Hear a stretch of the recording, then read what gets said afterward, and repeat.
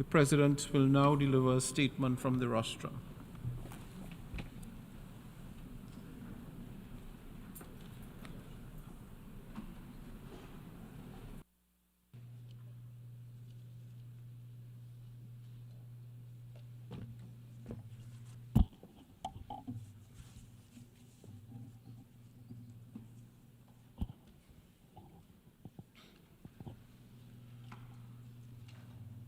UNRWA Commissioner-General Philippe Lazzarini, Excellencies, distinguished delegates. We gather again today under ominous and worsening circumstances, to say the least. The United Nations Relief and Works Agency for Palestine Refugees in the Near East, or UNRWA, which was mandated by this Assembly, faces imminent collapse. The absolute gravity of the situation has been underscored in distressing letters, not one, but two, which I have received from the Commissioner-General Lazzarini. I welcome and thank the Commissioner-General for being here today to provide a brief to the membership on the situation on the ground.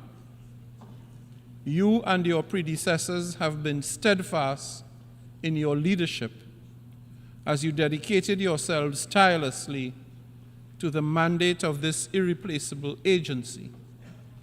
On behalf of this Assembly, and indeed on my own behalf, I also take this opportunity to acknowledge and express my utmost gratitude for the indefatigable efforts of all UNRWA staff members who are faithfully serving the agency recently in what anyone would describe as impossible, nightmarish circumstances. Excellencies, in the absence of a comprehensive and just and lasting two-state solution to the Israeli-Palestinian conflict, UNRWA has been the only lifeline for the people of Palestine and their future. Consider what the agency has provided through the years. Vital protection for 5.9 million registered Palestine refugees. Schools and education for over 500,000 Palestinian refugees. Health programs, both preventive and curative. 58 recognized Palestinian refugee camps in Jordan, Lebanon, Syria, as well as Gaza and the West Bank. Financial services to help those on the margins of the economy to generate a decent standard of living. To many, UNRWA has been a powerful and living symbol of what the United Nations represents. As an exclusively humanitarian agency, it has no political mandate regarding the Israeli-Palestinian conflict. We are reminded of this fact as we struggle to absorb, let alone understand, the killing of hundreds of people through open fire last week as they rushed to receive desperately needed aid being transferred in an area west of Gaza City. Because of the nature of its life-saving humanitarian work, UNRWA's significance to the Palestinian people transcends the practicalities of its humanitarian operations.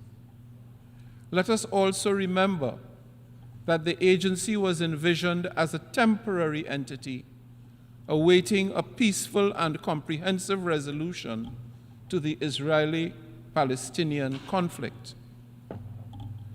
This very General Assembly first endorsed the mandate of UNRWA on the 8th of December 1949. For over 7 decades, this mandate has both evolved and been renewed repeatedly by member states in their recognition that no other entity is capable of providing assistance on the scale required to meet the needs of the 2.2 million people in the Gaza Strip. Excellencies, while its current mandate runs until 30th of June 2026.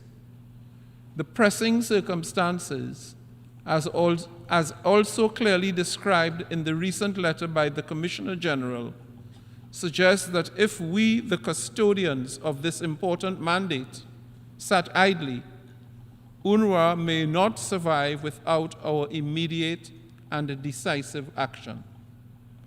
I firmly believe that in the wake of recent scrutiny, UNRWA must still continue to discharge its mandate, while efforts remain underway to respond to questions raised, and the Secretary-General concludes the ongoing investigations, which should provide all information to this Assembly. I also believe that, as the custodian of UNRWA's mandate, this Assembly bears the primary duty towards the agency, its staff, and the millions of refugees it supports until its mission is accomplished.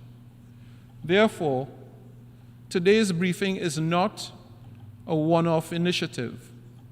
As the President of the General Assembly, I will continue to engage with member states and key stakeholders on the future of UNRWA, including through the morning GAIAP dialogue I will convene in the coming days. Let us not, through inertia and inaction, forsake our responsibility to the Palestinian people, nor dishonor the memory of the 160 UNRWA staff who have been killed in Gaza during this current crisis.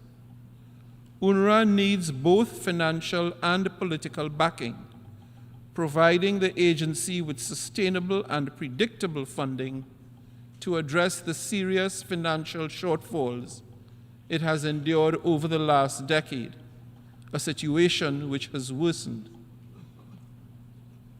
Excellencies, distinguished delegates, as I conclude, I cannot overemphasize that peace is just as critical as UNRWA's operations as financial and political support. UNRWA's crucial work is contingent on the cessation of violence in the Gaza Strip. I once again call for an immediate end to this carnage and tragedy, which has claimed far too many lives and continues to inflict unimaginable pain and suffering on innocent civilians. I support all the ongoing diplomatic efforts and particularly call upon those with leverage to redouble efforts in this regard. Often it is a crisis that drives us to collective action. Let us seize the urgency of this moment to not only support UNRWA to rebuild itself, but to find a permanent resolution to this senseless and brutal conflict. I thank you.